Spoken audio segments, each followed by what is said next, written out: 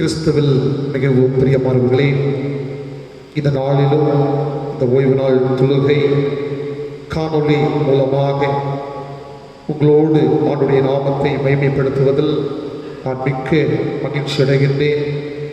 உங்களுடைய இல்லங்களிலிருந்து ஆண்டவர் திருச்சமூகத்தை நோக்கி பார்க்கின்ற பொழுது உண்மையாகவே இந்த தொழுகையின் மூலமாக ஆண்டுடைய பிரசன்னத்தை நிறைவாக பெற்றுக்கொள்வீர்கள் என்பதில் எந்த விதமான சந்தேகமும் இல்லை. இந்த ஆராதனையின் துவக்கமாக துதி பாடலாக கர்த்தரை நான் எக்காலத்திலும் என்ற பாடலை நாம் பாடுவோம்.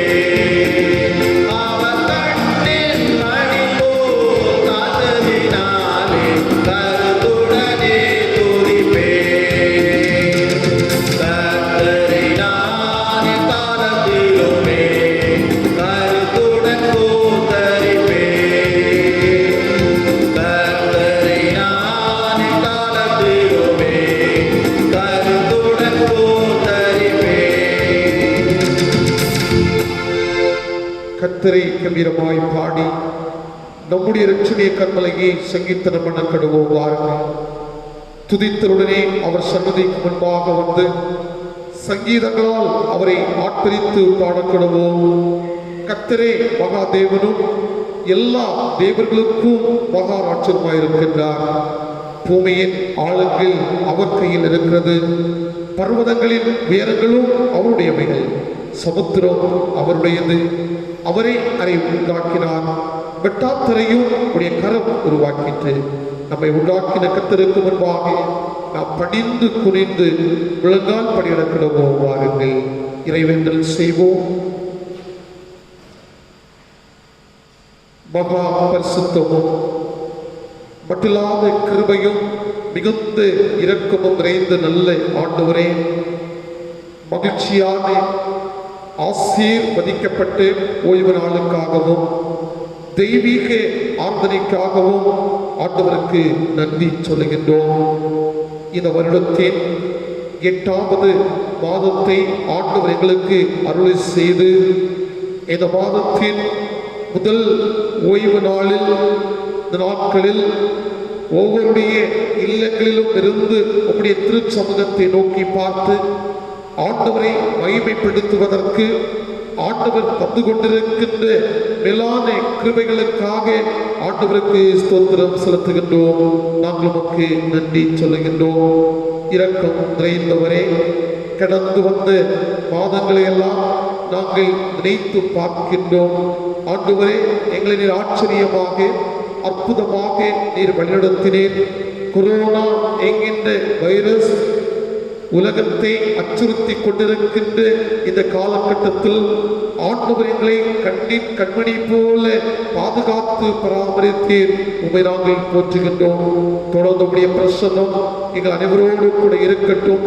இந்த நேரத்திலும் தன்னுடைய இல்லங்களிலிருந்து ஆண்டவருக்கு நன்றி பலிகளை ஏறெடுக்கின்ற பொழுது ஆண்டவர் அன்பு பிள்ளைகளுடைய பலிகளை ஆண்டவர் அங்கீகரிக்க வேண்டும் என்று உண்மை நோக்கி கொண்டாடுகின்றோம். இந்த தொழுகையிலும் நாங்கள் பாடுகின்ற பாடல்கள், படிக்கின்ற திருமறை பகுதி, சிந்திக்கின்ற ஆண்டுடைய வார்த்தைகள் எல்லாம் ஆண்டவர் பார்வையில் அருமையாக இருக்க ஆண்டவர் நோக்கி நாங்கள் செபிக்கின்றோம். எங்களை முற்றிலுமாக ஆண்டவர் சமூகத்திலேயே தாழ்த்துகின்றோம். துதிகர மகிமையாவற்றையும் ஆண்டவருக்கே செலுத்துகிறோம். மீட்பர் ஒரு ஜெபங்கேளும் அன்பு நிறைந்த நல்ல கடவுளே, ஆண்டவருக்கு புகழ் உண்டாக. அனைவரும் எழுந்து இணைந்து கீர்த்தனைகளில் 19ஆம் கீதத்தை பாடுவோம். கீதம் எண் 19. பாடி துதி மனமே பரனை கொண்டாடி துதி இனமே என்ற பாடலை நாம் அனைவரும் எழுந்து இணைந்து பாடுவோம். கீதம் 19.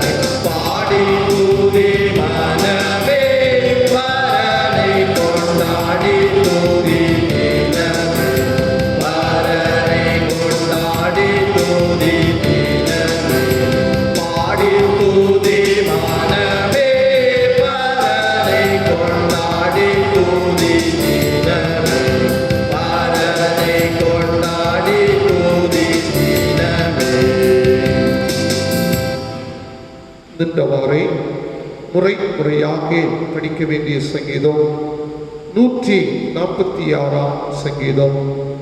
146 சங்கீதத்தை நாம் முறை முறையாக படிப்போம். சங்கீதம் 146. அல்லேலூயா. என் ஆத்துமாவே கர்த்தரை துதி. நான் உயிரோடு இருக்கும் கர்த்தரை துதிப்பேன். நான் உள்ளளவும் என் தேவனை கீர்த்தனம் பண்ணுவேன்.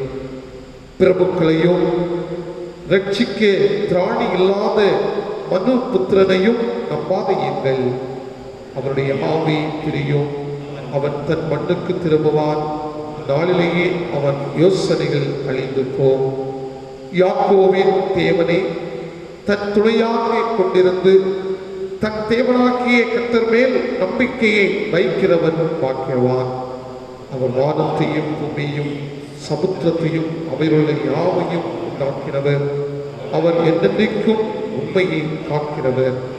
அவர் ஒடுக்கப்பட்டவர்களுக்கு நியாயம் செய்கிறார். பசியாய் இருக்கிறவர்களுக்கு ஆகாரம் கொடுக்கிறார். கட்டுண்டவர்களை கர்த்தர் விடுதலை ஆக்குகிறார்.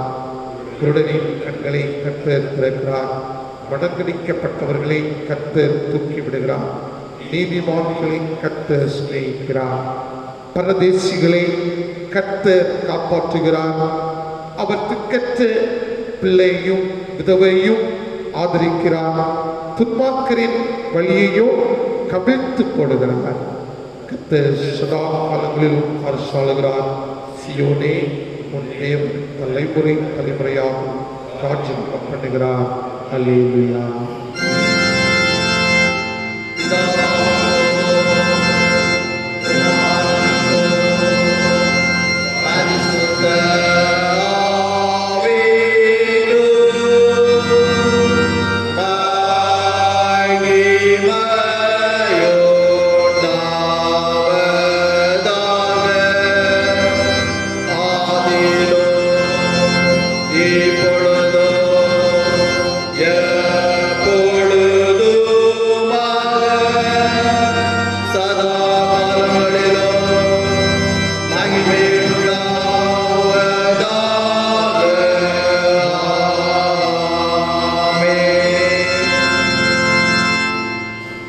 முழங்கால் படிக்கிட்டு நம்முடைய பாவங்களை நாம் அறிக்கை செய்வோம்.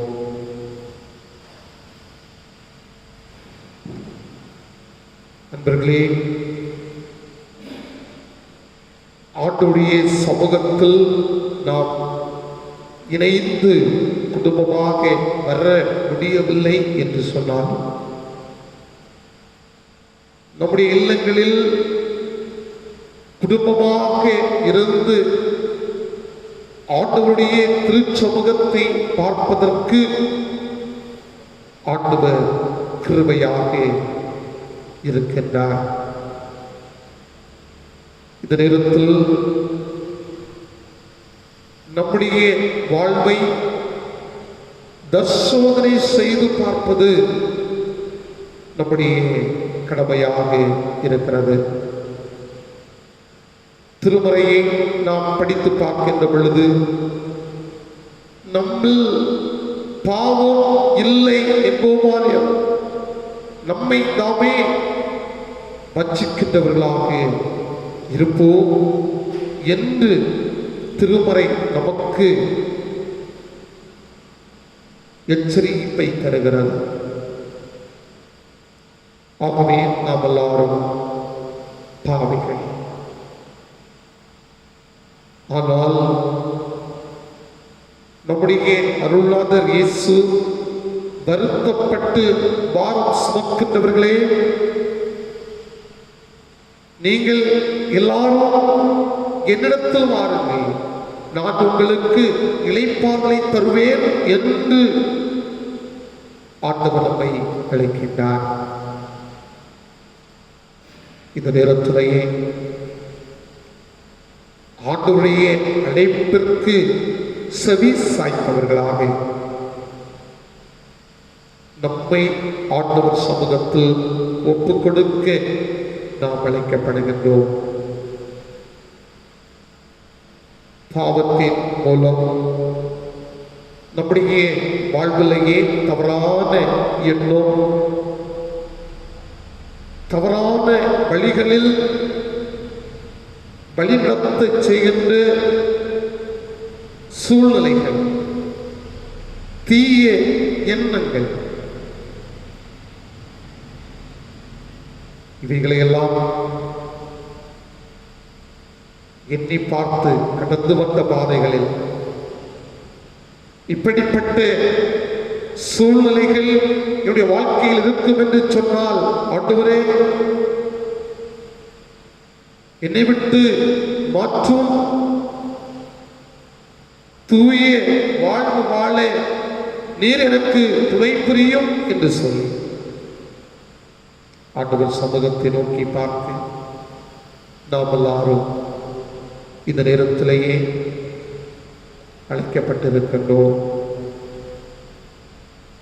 ஆண்டவர் திரு சமூகத்தை நோக்கி நாம் சொல்லுவோம், எங்களுக்காக பலியான இயேசுவே,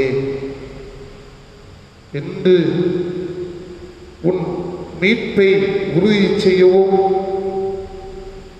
இந்த உலகத்தில் உம்முடைய பிள்ளையாக பற்றுறுதியோடு வாழவும் நீர் எனக்கு உதவி செய்யும் என்று சொல்லி ஆண்டவர் சமூகத்தை நாம் நோக்கி பார்ப்போம்.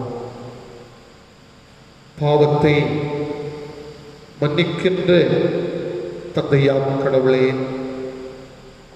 மனுக்குலத்தை மன்னித்து தம் அன்பால் ஏற்றுக்கொள்ள சித்தம் கொண்ட ஆண்டவரே,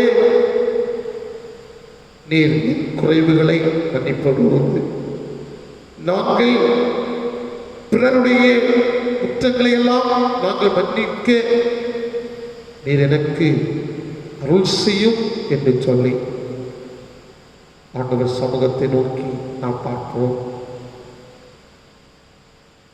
நண்பர்களே, அது மட்டுமல்ல, பாவத்தின் நிமித்தமாக தூய்மையை இழந்து நிற்கின்ற என்னை இப்பொழுதே என் தூய்மையாக்கும்.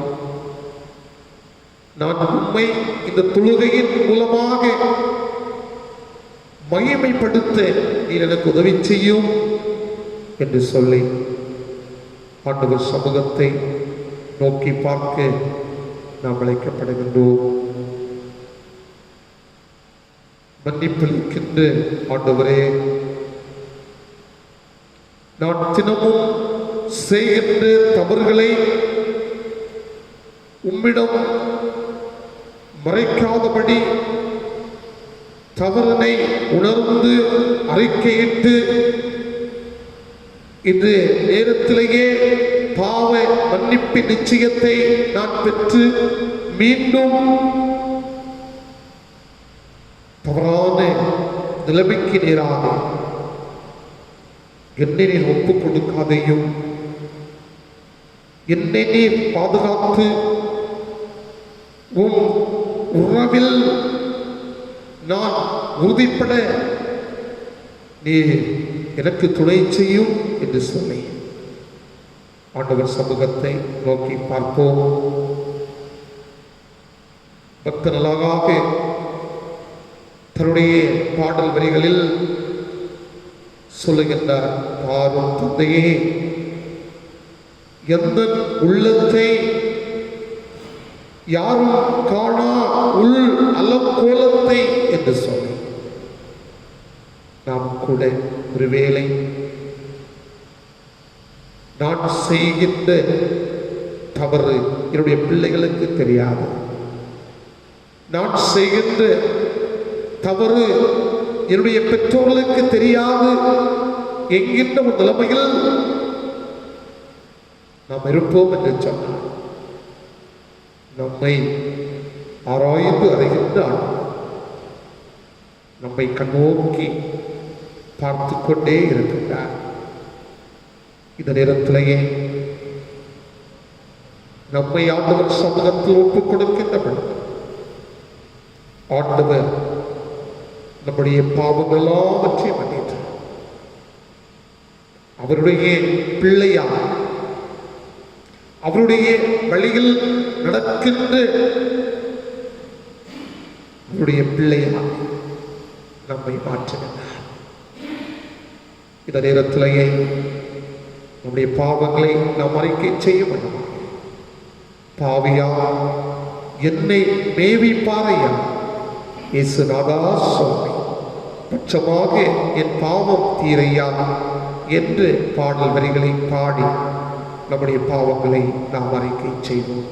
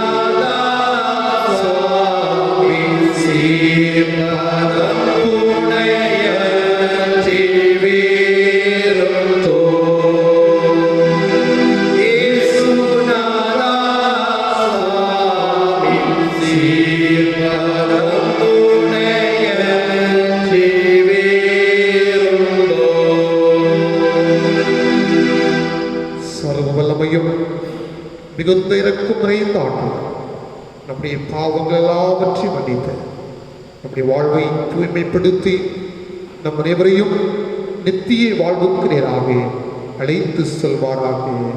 ஆமென். பாவங்களை அறுக்கச் செய்து பாவ மன்னிப்பின் நிச்சயத்தை பெற்றுக் கொண்டோம். இந்த நேரத்திலேயே ஆண்டவருக்கு நாம் நன்றி செலுத்த கடமைப்பட்டவர்களாக இருக்கின்றோம். நண்பர்களே, சென்ற மாதம் முழுவதும் ஆண்டவர் நமக்கு துணை நின்று நம்மையும் நம்முடைய குடும்பத்தையும் நமக்கு உண்டாய் இருக்கின்ற அனைத்தையும் ஆண்டவர் பாதுகாத்தார்.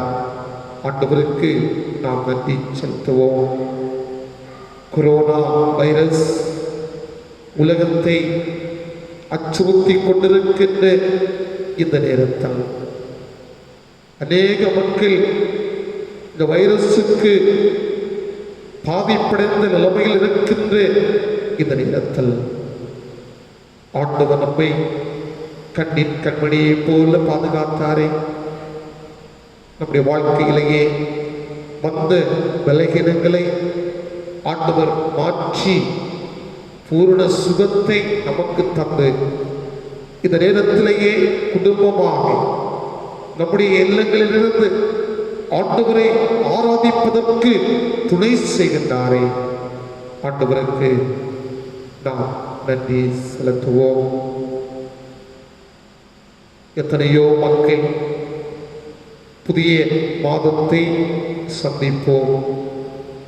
புதிய புதிய காரியங்களை நாங்கள் நிறைவேற்றுவோம் என்கின்ற ஒரு நிலைமையில் சொன்னவர்கள் புதிய மாதத்திலேயே பிரவேசிக்க முடியாமல் இந்த வாழ்வை நிறைவு செய்திருக்கின்றார்கள். நண்பர்களே, ஆண்டவர் நாம் ஒரு புதிய மாதத்தில் வருவதற்கு ஆண்டவர் துணை செய்தார். ஆண்டவர் நம்முடைய வாழ்க்கையிலேயே தந்திருக்கின்ற கடமைகளை நாம் நல்ல முறையில் நிறைவேற்றுவதற்கு ஞானத்தை தந்தார், ஆற்றலை தந்தார், பலத்தை தந்தார். ஆண்டவருக்கு நாம் நன்றி செலுத்துவோம். நம்முடைய வாழ்க்கையிலேயே கஷ்டங்கள் நம்மை அழுத்திய நேரங்கள் கொண்டு எதிர்பார்த்து இராத சோர்வுகள் நம்முடைய வாழ்க்கையில் கடந்து வந்ததும் கொண்டு கண்ணீர் வாழ்க்கைக்குள்ளாக நாம் கடந்து சென்று நேரங்கள் உண்டு. அந்த நேரத்திலெல்லாம் ஆண்டுடைய வார்த்தை நம்முடைய வாழ்விலேயே செயல்பட்டு நம்மோடு கூட இருந்து ஆண்டவர் செயல்பட்டதை நினைத்து ஆண்டவருக்கு நாம் நன்றி செலுத்துவோம். நம்முடைய திருச்சபையின் பணிவிடைகள், குறிப்பாக திருச்சபையை சார்ந்திருக்கின்ற எல்லா குடும்பங்களையும், குடும்பத்திலேயே அங்கத்துவம் வைத்திருக்கின்ற பிள்ளைகளையும் ஆண்டவருடைய கிருபை தாங்கினது. அதற்காக ஆண்டவருக்கு நாம் நன்றி செலுத்துவோம். நல்ல இயற்கையை ஆண்டவர் நமக்கு சாதகமாக்கி தந்தார். ஆண்டவருக்கு நாம் நன்றி செலுத்துவோம். தொடர்ந்து ஆண்டுடைய கரத்திலிருந்து நாம் பெற்றுக்கொள்ள இருக்கின்ற எல்லா நன்மைகளையும் நினைத்து இந்த நேரத்திலேயே ஆண்டவருக்கு நன்றி செலுத்தும் வண்ணமாக சரீரம், ஆத்துமா, ஆவியினாலும் என்ற பாடல் வரிகளை பாடி ஆண்டவரை நாம் போற்றுவோம்.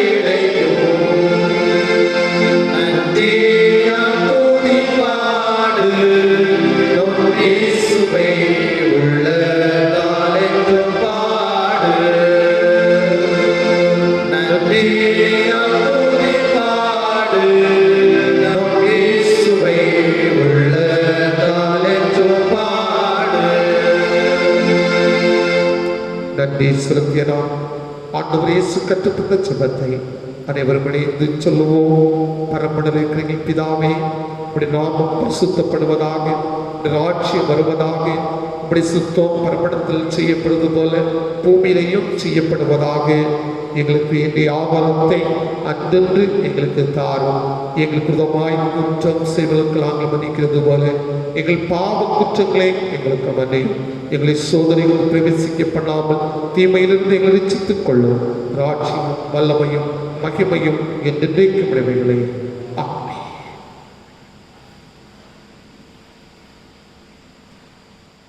படிக்கும்படியாக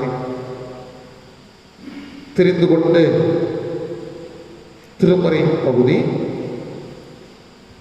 தூய லூக்கா என்பவர்களது நற்செய்தி நூல், அதிகாரம் 5, வசனங்கள் 27 தொடங்கி 32 வசனங்கள் முடிய. லூக்கா அதிகாரம் 5 வசனங்கள் 27 தொடங்கி 32 வசனங்கள் முடிய படிக்கின்றேன். இவைகளுக்கு பின்பு அவர் புறப்பட்டு ஆயத்துறையில் உட்கார்ந்திருந்த லேவி என்னும் பேருடைய ஒரு ஆயக்காரனை கண்டு, எனக்கு பின் சென்று வா என்றார். அவன் எல்லாவற்றையும் விட்டு எழுந்து அவருக்கு பின் சென்றார். அந்த லேவி என்பவன் தன் வீட்டிலே அவருக்கு பெரிய விருந்து பண்ணினான். அநேக ஆயக்காரரும் மற்றவர்களும் அவர்களுடைய கூட பந்து இருந்தார்கள். வேத பாரகரும் பரிசேயரும் அவருடைய சீசருக்கு விரோதமாக முறுமுறுத்து, நீங்கள் ஆயக்காரரோடும் பாவிகளோடும் போஜனம் பண்ணுகிறது என்று கேட்டார்கள். இயேசு அவர்களுக்கு பிரதியுத்தரமாக, பிணியாளிகளுக்கு வைத்தியன் வேண்டியதே அல்லாமல் சுகம் உள்ளவர்களுக்கு வேண்டியதில்லை, நீதிமான்களை அல்ல பாவிகளையே மனம் திரும்புவதற்கு அழைக்க வந்தேன் என்றார். நீதிமான்களை அல்ல பாவிகளையே மனம் திரும்புவதற்கு அழைக்க வந்தேன் என்றார் என்பதை இது ஆண்டவர் அருள்வாக்கு. படிக்க வேண்டிய திருமறை பகுதி படித்து முடிந்தது. கிறிஸ்துவே உமக்கு புகழ்ச்சி உண்டாகட்டும்.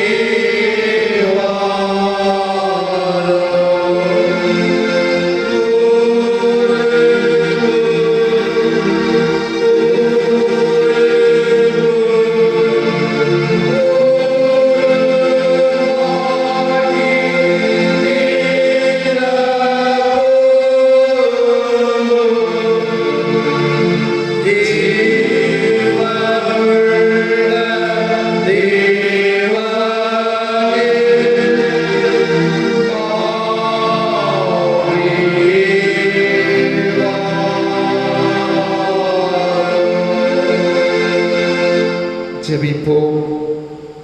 கிருபை நிறைந்தவரே, இரக்கத்தை அருளுகின்றவரே, நாங்கள் உமக்கு நன்றி சொல்லுகின்றோம், ஸ்தோத்திரம் செலுத்துகின்றோம்.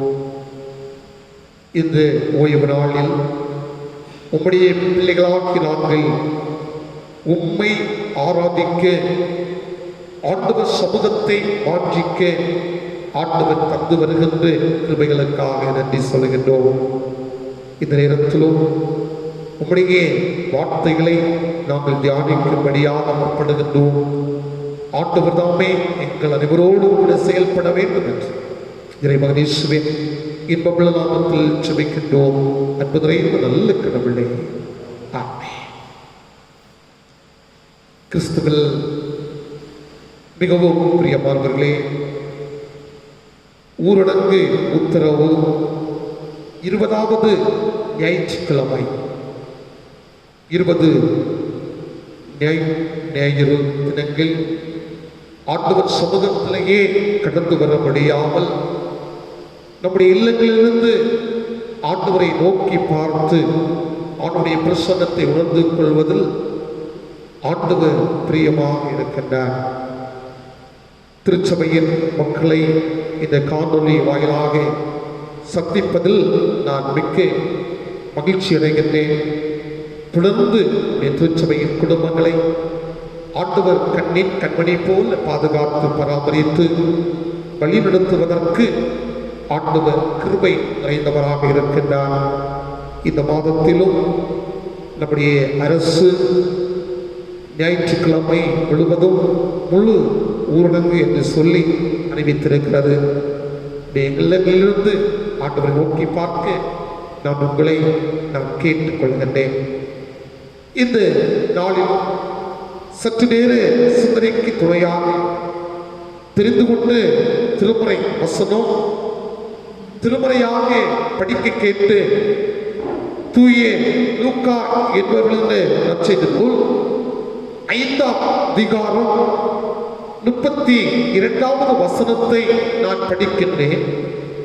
நீதிமான்களை அல்ல பாவிகளையே மனம் திரும்புவதற்கு அழைக்க வந்தேன் என்று ஆண்டவர் இந்த பகுதியில் அங்கே கூடி வந்து மக்களை பார்த்து தெளிவாக அவர் சொல்லுகிறதை நாம் பார்க்க முடிகிறது.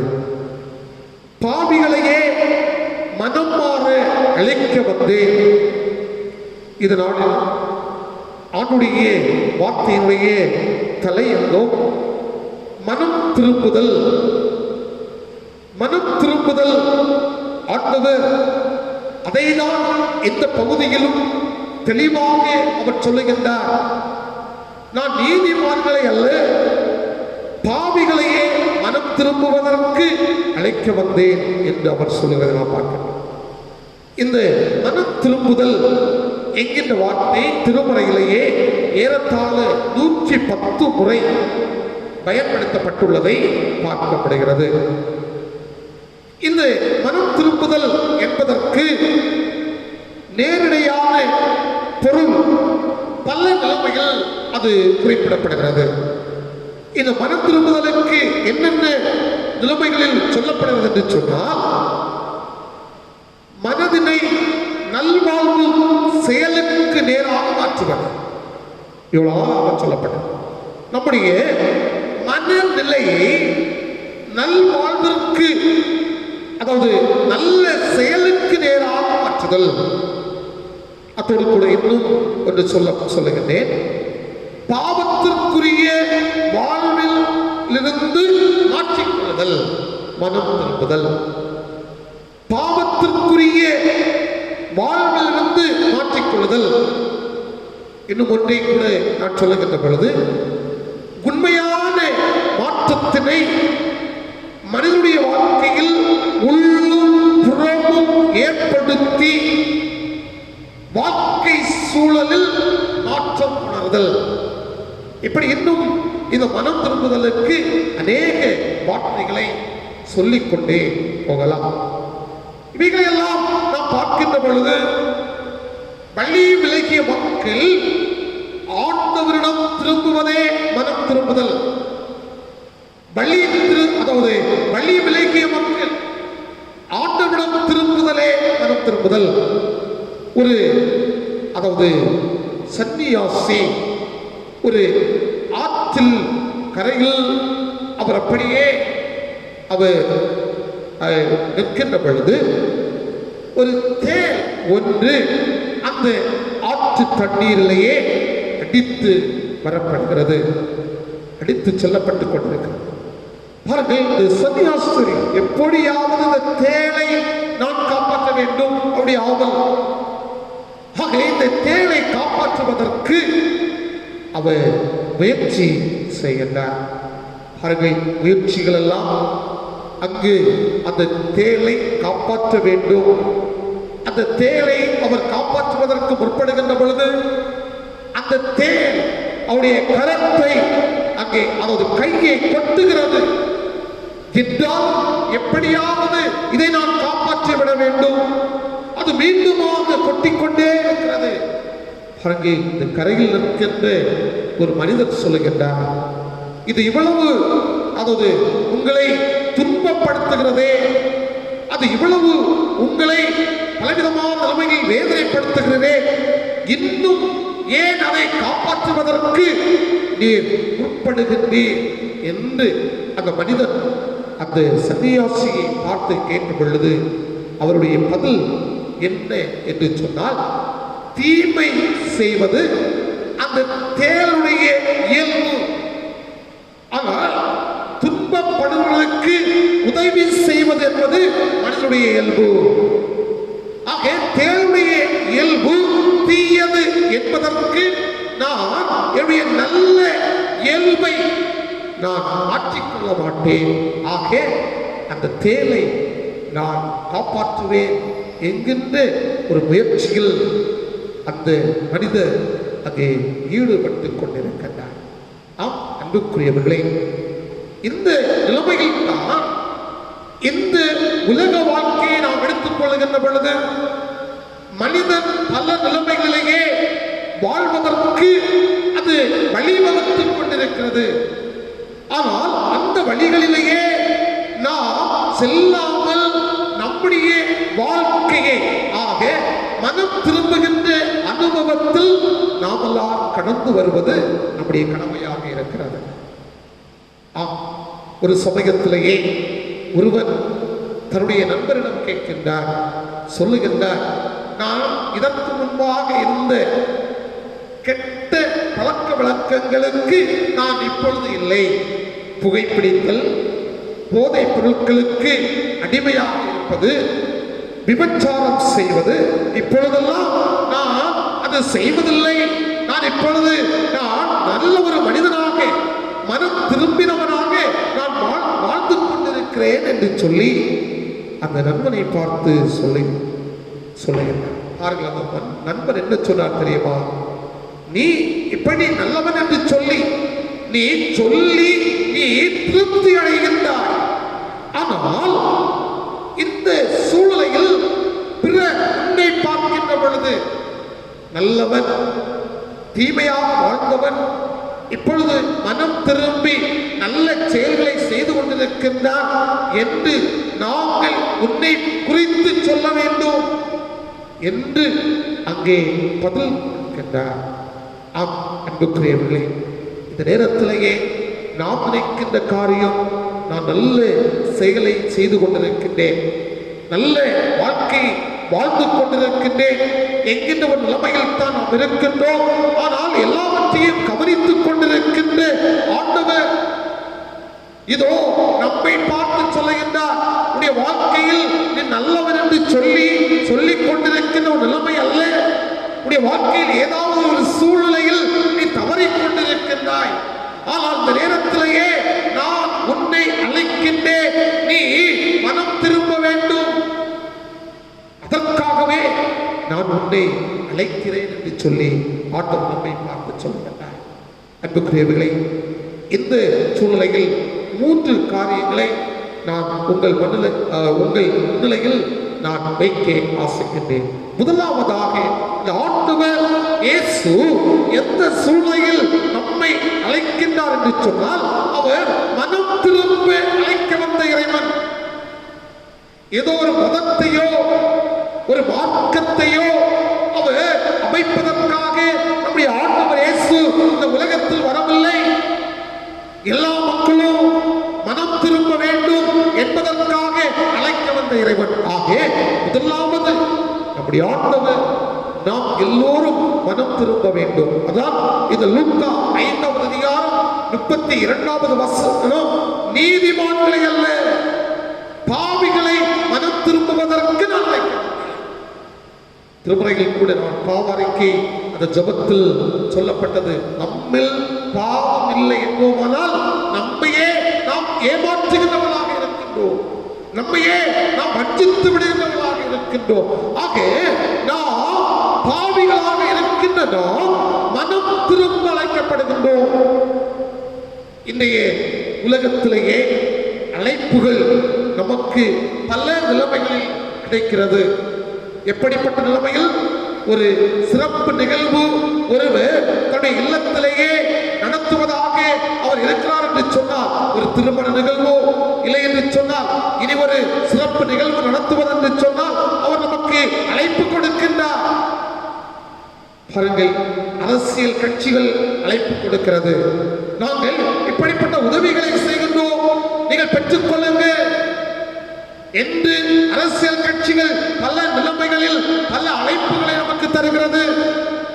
திருச்சபைகள் கூட வெவ்வேறு அழைப்புகள் தருகிறது. நீங்கள் எங்களுடைய ஆலயத்திற்கு வாருங்கள், இங்கு வந்தால்தான் ஆண்டுடைய சமூகத்தை நாட முடியும், தேட முடியும் என்று திருச்சபைகள் அழைப்பு விடுக்கிறதை நாம் பார்க்கின்றோம்.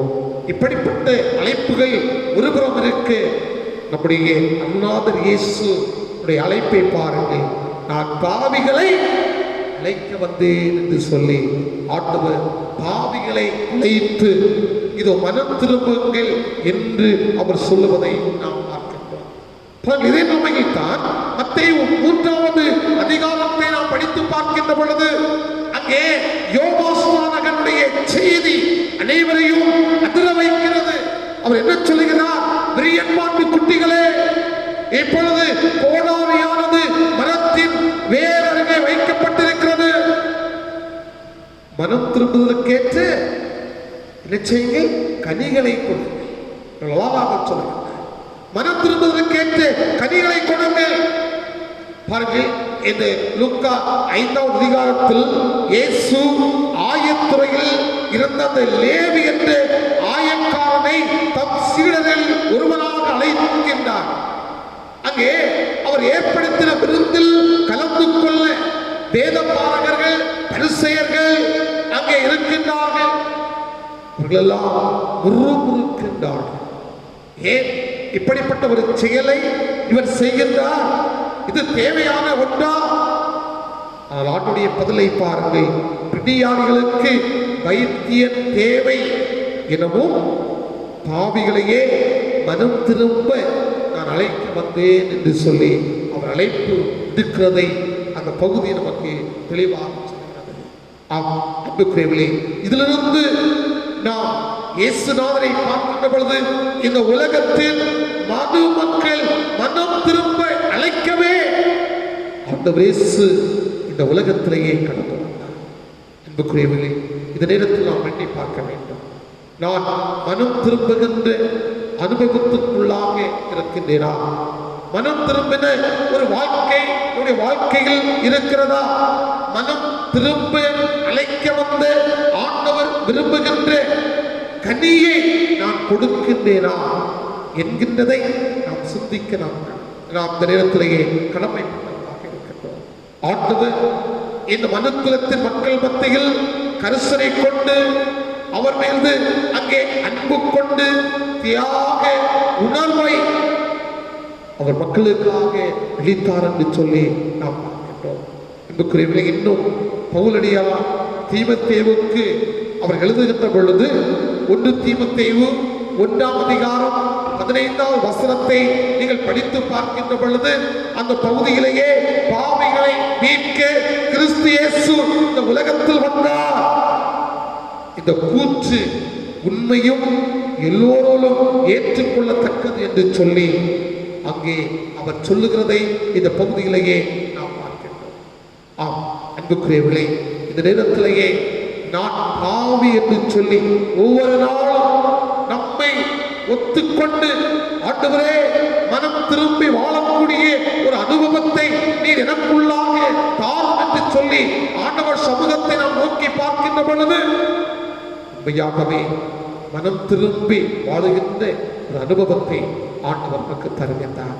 இரண்டாவதாக நாம் பார்க்கின்ற பொழுது மனம் திரும்ப காத்திருக்கின்ற இயேசுநாதராக இருக்கிறதை திருமறை நமக்கு சொல்லும். மனம் திரும்ப காத்திருக்கின்ற ஆண்டவர். இதை ஏசாயா இறைவாக்கினர் நூல் 30ஆம் அதிகாரம் 18வது வசனத்தை நீங்கள் படித்து பார்க்கின்ற பொழுது அந்த வசனம் நமக்கு தெளிவாக சொல்கிறது. எப்படி என்று சொன்னால் படிக்கிறேன். ஆனாலும் உங்களுக்கு இறங்கும்படி கர்த்தர் காத்திருப்பார், உங்கள் மேல் மனதுருகும்படி எழுந்திருப்பார். கர்த்தர் நீதி செய்கிற தேவன், அவருக்கு காத்திருக்கிற அனைவரும் எப்படிப்பட்டவர்கள்? பாக்கியவான்கள் என்று சொல்லி அந்த பகுதி நமக்கு தெளிவாக சொல்கிறது. ஆக மனம் திரும்ப காத்திருக்கின்ற இறைவன் இன்னையே அதாவது உலக வாழ்க்கையை அதாவது குடும்ப சூழ்நிலையில் நாம் எண்ணி பார்க்கின்ற பொழுது ஒரு குடும்பத்திலேயே ஒரு வாலிப பிள்ளை தவறான ஒரு வழியிலேயே அவன் போய்விட்டான் என்று சொன்னால் அந்த பெற்றோர்கள் மனம் எப்படிப்பட்ட ஒரு மனமாக இருக்கிறது?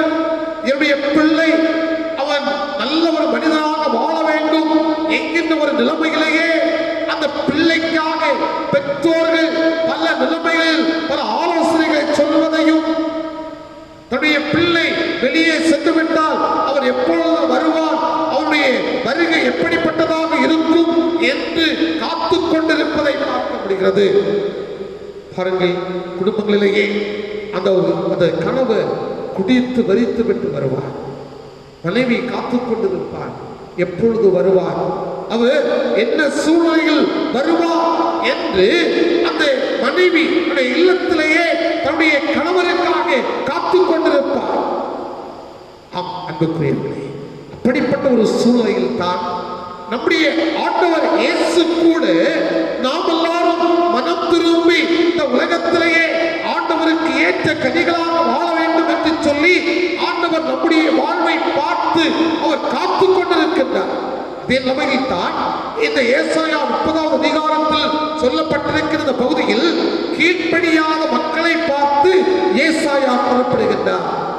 மனம் திரும்ப அழைக்கும் இறைவன் இதோ மக்கள் மனம் திரும்ப காத்திருக்கிறார் என்று சொல்லி ஆண்டவரை குறித்து அவர் சொல்வதை நாம் பார்க்கின்றோம்.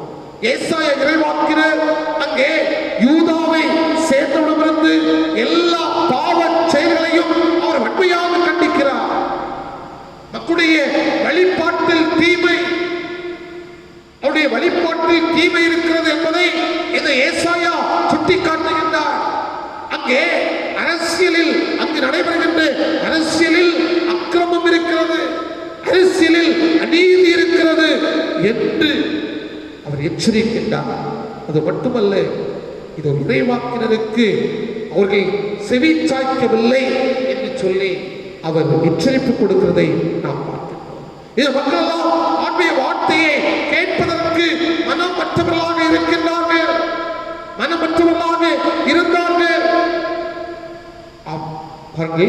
அங்கே ஆண்டவர் அந்த மக்களை பார்த்து, அங்கே இஸ்ரவேல் மக்களை பார்த்து என்ன சொல்லுகிறார்? அங்கே பிதுங்கி விழும் வெடிப்பு சுவர் போன்று மக்களுடைய அக்கிரமம் நிறைந்திருக்கிறது. எதற்கு ஒப்பிட்டு சொல்லுகிறார் பாருங்கள். அங்கே மக்களுடைய நிலைகள் எல்லாம் அது சற்று வித்தியாசமாக இருக்கிறது. ஆகவே இந்த மக்கள் எல்லாரும் மனம் திரும்ப வேண்டும் என்று நான் காத்திருக்கிறேன் என்று அங்கே சொல்லுவதை இந்த பகுதியிலேயே நாம் பார்க்கிறோம். அன்புக்குரியவர்களே, இன்றைய காலகட்டத்திலேயே ஆண்டவருடைய சாயலில் படைக்கப்பட்டிருக்கிற நாம் இதோ ஆண்டவரை விட்டு தூரம் சென்றிருப்போம் என்று சொன்னால், ஆண்டவர் நாம் மனம் திரும்பி வருவதற்கு ஆண்டவர் எதிர்பார்த்து கொண்டிருக்கிறார், காத்து கொண்டிருக்கிறார்.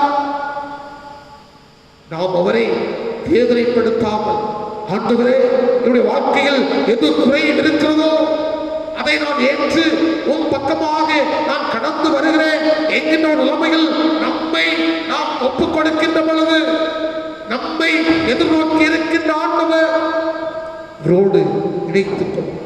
பாருங்க, ஏசாயா 55ஆம் அதிகாரம் 7வது வசனம் என்ன சொல்றது தெரியுமா? கொடியவர் தம் வழிமுறைகளையும் தீயவர் தம் எண்ணங்களையும் விட்டு விடுவார்களாக சொல்லப்பட்டது. இந்த உலகம் இதோ கொடிய ஒரு சூழ்நிலையில் தான் இருக்கிறது. தீமையான சூழ்நிலைகள் சூழ்ந்திருக்கின்ற ஒரு உலகமாக இந்த உலகம் இருக்கிறது. ஆண்டவர் எதிர்நோக்கி கொண்டிருக்கின்றார். உடைய மக்கள் எப்பொழுது மனம் திரும்பி கடந்து வருவார்கள்? இன்றைய காலகட்டத்திலேயே கொரோனா என்கின்ற இந்த வைரஸ் மக்களை பல நிலைமைகளிலேயே அங்கே அச்சுறுத்தி கொண்டிருக்கின்ற நேரம், ஆனாலும் ஆண்டவரை குறித்த ஒரு பயம் இல்லை. இதற்கு முன்பாக எந்த நிலைமைகளில் பாவத்தை தீமையை செய்து கொண்டிருந்தார்களோ அதையே செய்து கொண்டிருக்கின்ற மக்களாக என்று காட்சியளிக்கின்றார்கள். அன்புக்குரியவர்களே, ஆனால் ஆண்டவர் காத்துக் கொண்டிருக்கிறார். மனம் திரும்புங்கள், என்னுடைய சாயலில் படைக்கப்பட்டவர்களே என்று சொல்லி. ஆக இதோ மனம் திரும்ப காத்திருக்கின்ற அந்த ஆண்டவர் திருச்சமூகத்தை நோக்கி பார்த்து நம்மை அர்ப்பணம் செய்ய நாம் நேரத்திலேயே கடமைப்பட்டவர்களாக இருக்கின்றோம். மூன்றாவதாக என்ன என்று சொன்னால், இந்த மனம் திரும்புவதனால் நம்முடைய வாழ்க்கையிலேயே நல்ல பலன்களை ஆண்டவர் நமக்கு தருகின்றார். குடும்பங்களிலேயே நல்ல பலன்களை தருகின்றார். மனம் திரும்புகின்ற அனுபவத்துக்குள்ளாக ஒரு மனிதன் வருகின்ற பொழுது ஆண்டவர் நம்முடைய வாழ்க்கையில் இதோ நல்ல பலனை தருகின்றவராக இருக்கின்றார். 1 கொரிந்தியர் 7ஆம் அதிகாரம் 11வது வசனத்தின் கடைசி பகுதியை நாம் படித்து பார்க்கின்ற பொழுது, நீங்கள் எல்லா விதத்திலும் உங்களை சுத்தவான்கள் என்று விளங்கம் பண்ணினீர்கள் என்று அந்த பகுதியிலேயே அங்கே பவுல் கொரிந்து திருச்சபையாருக்கு சொல்லுகிறதை இந்த பகுதியில் நாம் பார்க்கின்றோம். அன்புக்குரியவர்களே, இந்த நேரத்திலேயே மனம் திரும்பிய வாழ்வு, நல்ல வாழ்வு வாழ நம்மை அது ஆயத்தப்படுத்த வேண்டும். அதுதான் முக்கியமான நல்ல ஒரு வாழ்க்கை வாழ அது நம்மை ஆயத்தப்படுத்துகிறது. பாருங்கள், அந்த நினைவே மக்களுடைய அந்த ஒரு சூழலை நாம் எண்ணி பார்க்க வேண்டும். அங்கே நினைவே மக்கள் தவறான வாழ்க்கை வாழ்ந்து கொண்டிருக்கின்றார்கள். அந்த அந்த நினைவே அளிக்கப்படும் என்கின்ற ஒரு செய்தியை அவர்கள் கேட்ட பொழுது, அங்கே அந்த செய்தியை கேட்டவுடனே அங்கிருக்கின்ற மக்களும் ராஜாவும் தன்னுடைய வாழ்வை ஆண்டவர் சமூகத்தில் அர்ப்பணம் செய்தார் என்று சொல்லி நாம் பார்க்கிறோம். அதனால் தன்னுடைய வாழ்க்கையிலேயே என்ன பலனை பெற்றார்கள், அந்த அழிவிலிருந்து அவர்கள் காப்பாற்றப்பட்டார்கள் என்று சொல்லி நாம் பார்க்கிறோம். இந்த உலகத்திலேயே நாம் பல நிலைமையிலேயே தவறுகள் செய்வது அது இந்த உலக இயற்கையானது. ஆனால் அந்த தவறை நாம் ஏற்று ஆண்டவர் சமூகத்தில் கடந்து வருகின்ற பொழுது பலம் கொண்டு, ஒரு சமயத்தில் ஒரு வகுப்பறையிலேயே ஒரு பேனா ஒன்று களவு போய்விட்டது.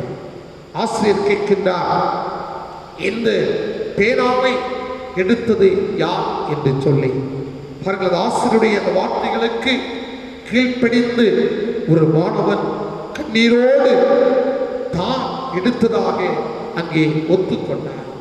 பாருங்கள், அந்த ஆசிரியர் அந்த மாணவனுக்கு ஒரு பேனாவை பரிசாக அளித்தார்கள். மாணவர்கள் எல்லாம் அங்கே ஆச்சரியத்தோடு பார்க்கின்றார்கள். இதோ பேனாவை திருடுவருக்கு பேனா பரிசா என்று சொல்லி. பாருங்கள், இந்த நேரத்திலேயே ஆசிரியர் சொன்ன வார்த்தை என்ன என்று சொன்னார், இதோ தவறை செய்யாதவரை விட செய்த தவறை மறக்காமல் ஒத்துக்கொள்கிறவன் பரிசுக்குரியவன். இதுதான், இதோ தவறை ஒத்துக்கொண்டானே, இனிமேல் இந்த மாணவன் தவறு செய்வதற்குரிய வாய்ப்பு இல்லை. தன்னுடைய தவறை ஒத்துக்கொண்டு இதிலிருந்து அவன் திரும்பி வாழ்வதற்கு அவர் தன்னை ஒப்புக் கொடுத்து விட்டான் என்று அந்த நேரத்திலேயே அங்கே அன்புக்குரியவர்களே, நாம் அந்த நேரத்திலேயே நாம் ஒரு தவறான காரியத்தை நாம் செய்து கொண்டிருப்போம் என்று சொன்னால் அது நம்முடைய வாழ்நாள் முழுவதும் அந்த காரியத்தை நாம் நிறைவேற்றிக் கொண்டேதான் இருப்போம். அதிலிருந்து மீண்டு வருவதற்கு முடியாது. ஆனால் அதை தவறை உணர்ந்து அதிலிருந்து நாம் மனம் மாறி வருகின்ற பொழுது அது நம்முடைய வாழ்வுக்கு சிறப்பு. பாருங்கள், பழைய பாட்டிலேயே சவுல் கடவுள் சொன்ன விதமாக அந்த அமலேக்கியரோடு நடந்த யுத்தத்தில் அவர் செயல்படவில்லை என்று சொல்லி திருமறை நமக்கு தெளிவாக வலியுறுத்துகிறது. ஆனால் அவர் உணர்த்தப்பட்ட போது தன் தவறை மனப்பூர்வமாக ஒத்துக்கொள்ளாமல் அவர் என்ன செய்யலாம் தெரியுமா? தவறின் காரணத்தை பிறர் மேல் சாட்டினார், குற்றம் சாட்டினார். கடவுள் அதனை விரும்பவில்லை. எனவே அந்த சவுலுடைய வாழ்க்கையில் தொடர்ந்து தவறு செய்கின்ற ஒரு சூழல் தொடர்கதை ஆக நின்றது என்று சொல்லி நாம் பார்க்கின்றோம். அன்புக்குரியவர்களே, திருமறையில் இந்த தாவீதை இதற்கு ஒப்பிட்டு சொல்லலாம். தாவீதை பாருங்கள், அங்கே தாவீதும் செய்த தவறு அநேகம் உண்டு. ஆயினும் அவன் தன்னுடைய ஆண்டவரால் உணர்த்தப்பட்ட போது அரசன் என்று ஆணவத்தோடு நடந்து கொள்ளாமல் தன்னுடைய வாழ்க்கையிலேயே எந்த நிலைமையில் நான் தவறு செய்தனோ என்பதை அவன் உணர்ந்து தன்னை தாழ்த்தி கடவுளுடைய கிருபையை பெற்றுக் கொண்டார் என்று திருமறை நமக்கு தெளிவாக சொன்னார். பாருங்கள், புதிய பாட்டில் 2 சீடர்களை கூட நாம் சொல்லலாம். அங்கே யூதாசையும் பேதுருவையும் நாம் இந்த நேரத்திலேயே இந்த பகுதிக்கு துணையாக சொல்ல முடியும். பாருங்கள், யூதாஸ் இயேசுநாதரை காட்டிக் கொடுத்தான். இங்கே பேதுரு இயேசுநாதரை தெரியாது என்று அவன் சொல்லுகின்றான். ஆனால் யூதாஸ் ஒரு முறை மட்டும் காட்டிக் கொடுத்தார். பேதுரு 3 முறை அவர் ஆண்டவர் இயேசுவை தெரியாது என்று சொல்லுகின்றார். பாருங்கள், ஆனால் பேதுருவுக்கும் யூதாசுக்கும் ஒரு பெரிய வித்தியாசம் இருக்கிறதை நம்மால் உணர்ந்து கொள்ள முடிகிறது. பாருங்கள், பேதுரு அந்த தவறை உணர்ந்து ஆண்டவரிடம் திரும்பி வந்தார். உன்னுடைய வாழ்க்கையிலேயே நான் செய்த இந்த தவறு என்பதை உணர்ந்து அந்த பேதுரு அங்கே ஆண்டவர் இயேசுவிடம் திரும்பி வந்தார். பாருங்கள், ஆனால் யூதாசை பார்த்துக் கொள்ளுங்கள். தவறை உணர்ந்தான், அங்கே தவறுதலுக்காக மனம் வருந்தினான், தன்னுடைய பாவங்களை அறிக்கை செய்தான், பாவத்தினால் வந்த அந்த பணத்தை அவன் தூக்கி எறிந்தான். ஆனால் எங்கு வரவில்லை? இயேசுநாதரிடம் அவன் கடந்து வரவில்லை என்று சொல்லி அந்த யூதாசை குறித்து நாம் தெளிவாக பார்க்க முடிகிறது. ஆனால் இந்த மனம் திரும்புதலை அங்கே யூதாசுடைய வாழ்க்கையில் பெற்றுக்கொள்ள முடியவில்லை. ஆனால் பேதுரு அந்த வாழ்வை பெற்றுக்கொண்டான் என்று சொல்லி நாம் பாருங்கள். இளைய குமாரன் கூட அவன் தன்னுடைய தந்தையை விட்டு தூரம் சென்ற பொழுது தன்னுடைய இல்லத்தையும் தன்னுடைய தந்தையுடைய நிலைமையும் எண்ணிப்பான். அவன் திரும்பி அங்கே வந்தான் என்று சொல்லி திருமுறையை நாம் படித்து பார்க்கின்ற பொழுது நம்மால் புரிந்து கொள்ள முடிகிறது. அன்புக்குரியவர்களே, நாம் மனம் திரும்புகின்ற பொழுது ஆண்டவருடைய வாழ்க்கையில் நல்ல பலனை இந்த உலகம் எதிர்பார்க்க கூடாத ஒரு நல்ல ஒரு பலனை ஆண்டவருடைய வாழ்க்கையில் அவர் தருகிறார் என்பதை நாம் உணர்ந்து அதற்கு மனம் திரும்பும். இந்த பேதுருவை போல மனம் திரும்புகின்ற வாழ்க்கை நம்முடைய வாழ்க்கையில் கடந்து வர வேண்டும். இந்த இளைய குமாரனை போல மனம் திரும்புகின்ற வாழ்க்கை நம்முடைய வாழ்க்கையில் கடந்து வர வேண்டும். இந்த தாவீதை போல மனம் திரும்புகின்ற ஒரு வாழ்க்கை நம்முடைய வாழ்க்கையில் கடந்து வர வேண்டும். அதுதான் பவுல் எல்லாவற்றுக்கும் மேலாக அவர் கூறுகின்ற பொழுது என்ன சொல்கிறார் தெரியுமா? இனி நான் அல்ல, கிறிஸ்துவே என்னில் வாழ்கிறார். இனி நான் அல்ல, கிறிஸ்துவே எனக்குள்ளாக வாழுகின்றார் என்று சொல்லி தன்னை ஒப்பு கொடுத்து அங்கே ஒரு நல்ல ஒரு வாழ்வு, இதோ தன்னுடைய திருச்சபைய மக்களுக்கு நல்ல ஒரு எடுத்துக்காட்டு நிறைந்த ஒரு வாழ்வாக பவுலுடைய வாழ்க்கை அமைந்தது என்று சொல்லி திருமறை நமக்கு தெளிவாக சொல்றாங்க.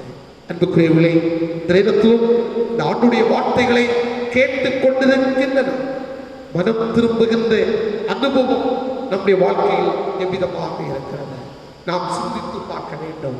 இல்லை என்று சொன்னால், ஆண்டவரே இந்த நேரத்திலேயே உடைய சமூகத்தில் என்னை ஒப்புக் கொடுக்கின்ற பொழுது இதோ மனம் திரும்புகின்ற அனுபவத்தை நான் என்னுடைய வாழ்க்கையில் பெற்று உம்முடைய துணையை என்னுடைய வாழ்க்கையிலும் என்னுடைய குடும்ப சூழ்நிலையிலும் நான் பெற்று வாழ்வதற்கு இது எனக்கு துணையாக சொல்லி இருக்கின்றேன்.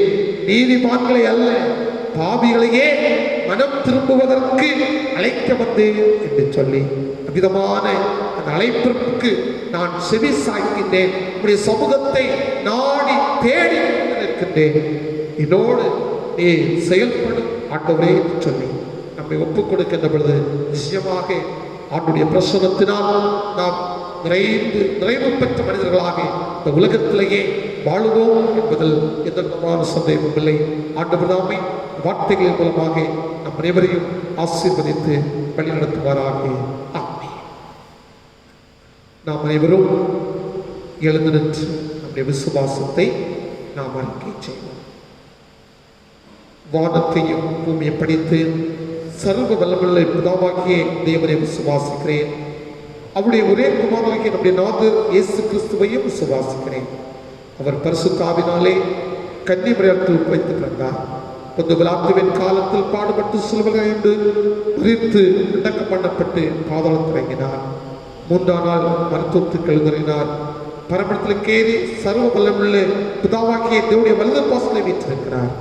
அவ்விடத்திலிருந்து உயிர் உரையும் மருத்துவரையும் நியாயம் தீர்க்கப்படுவார். பரிசுத்த ஆவியை விசுவாசிக்கிறேன். பொதுவாக பரிசுத்தவானுடைய ஐக்கியமும் பாவ மன்னிப்பும் மரித்தோர் உயிர்த்தெழுதலும் நித்திய ஜீவனும் என்று விசுவாசிக்கிறேன். இந்தவாறே இந்த தொழுகை நிறைவாக ஞான பாடல்களில் 188வது ஞான பாடலை நாம் இணைந்து பாடுவோம். ஞான பாடல் எண் 188. தட்டி தட்டி நிற்கிறார், காத்து கொண்டிருக்கிறார், பரதேசி போல வந்தோம், ராஜனாய் இருக்கிறார் என்ற பாடலை நாம் இணைந்து பாடுவோம். ஞான பாடல் 188.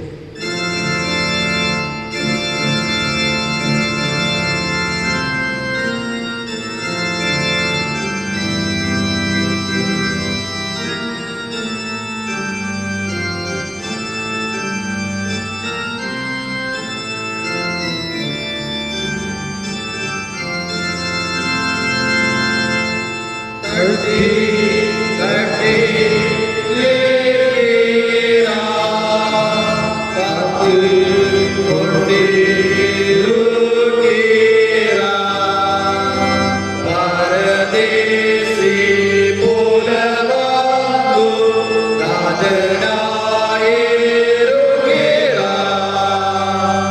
உள்ளமேயோ வந்துணர்ந்து கதவை திறப்பா தட்டி தட்டி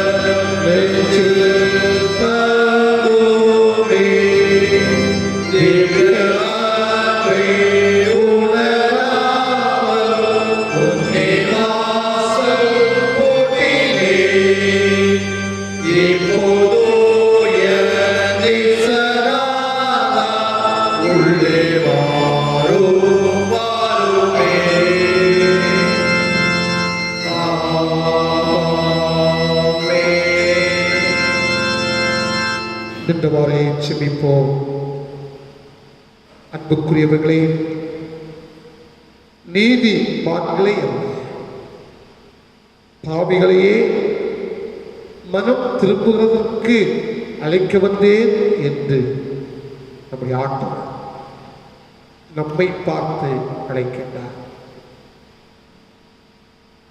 இந்த நேரத்திலும் மனம் திரும்ப அழைக்க வந்து அருளாத இயேசு, மனம் திரும்ப காத்திருக்கின்ற ஆண்டவர் இயேசு, மனம் திரும்புவதனால் நம்முடைய வாழ்க்கையிலேயே நல்ல பலனை தருகின்ற ஆண்டவர்.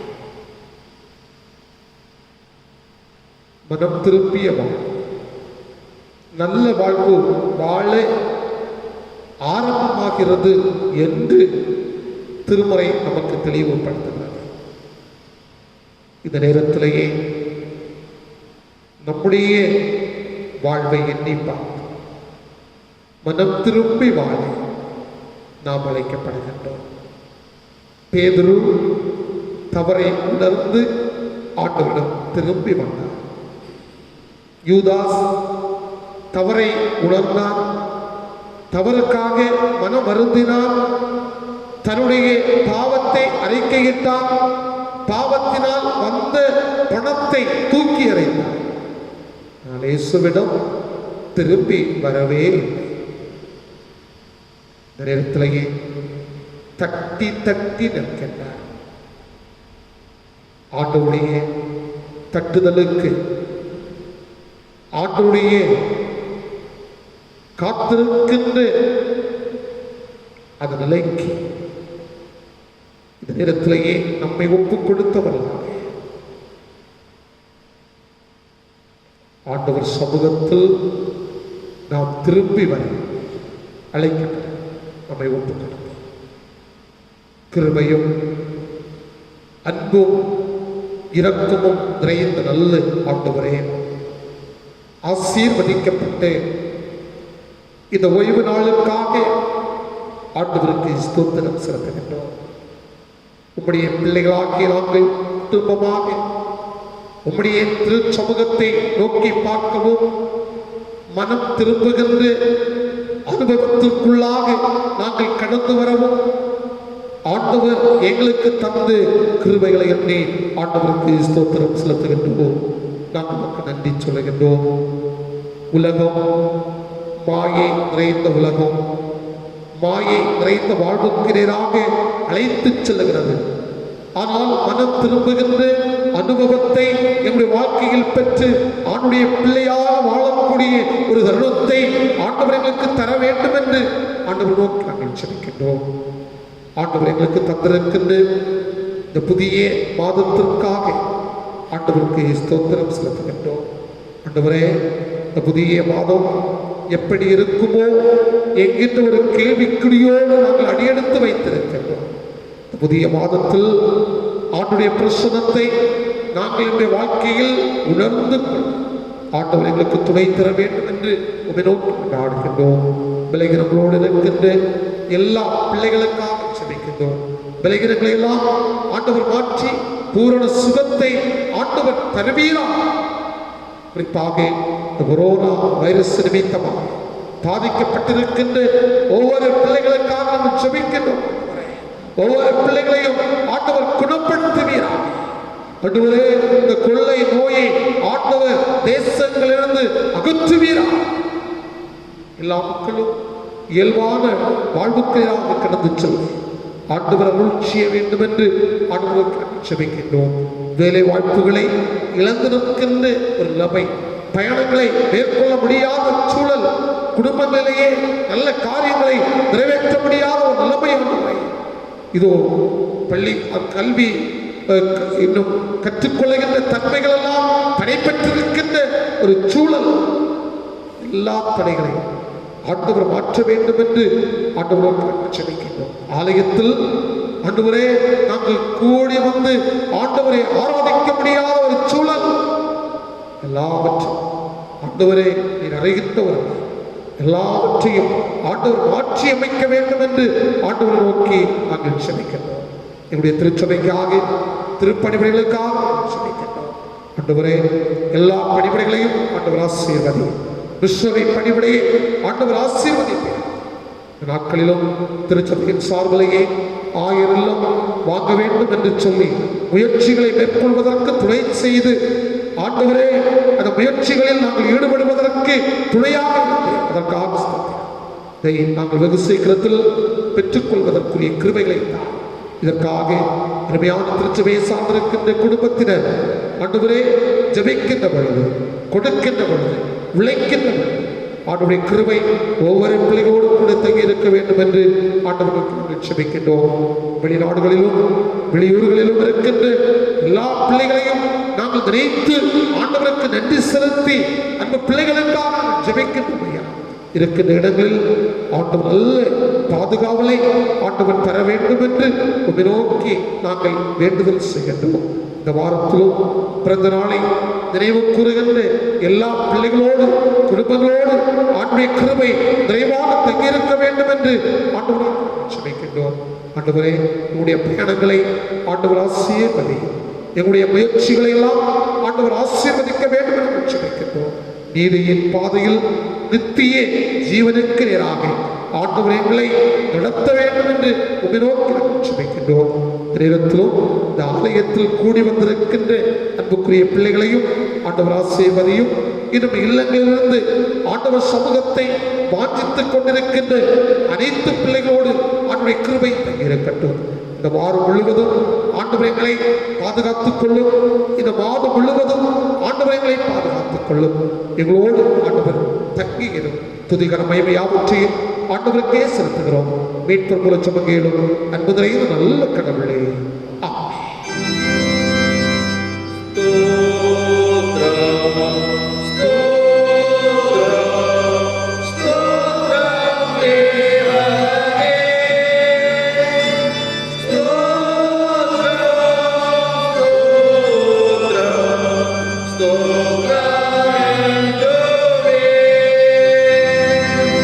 Stotram, stotram, stotram.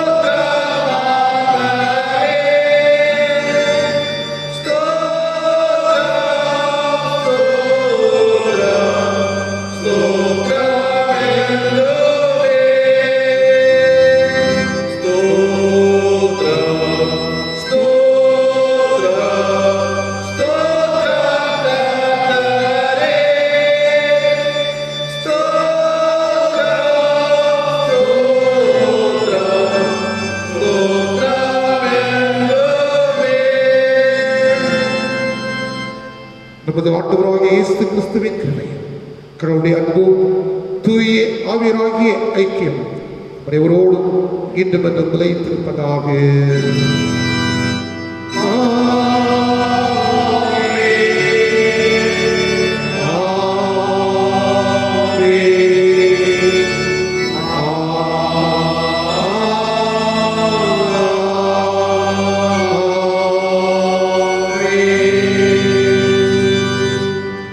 ஆண்டவர்களோடு இருப்பாராக. சமாதானத்துடைய சென்று வாருங்கள்.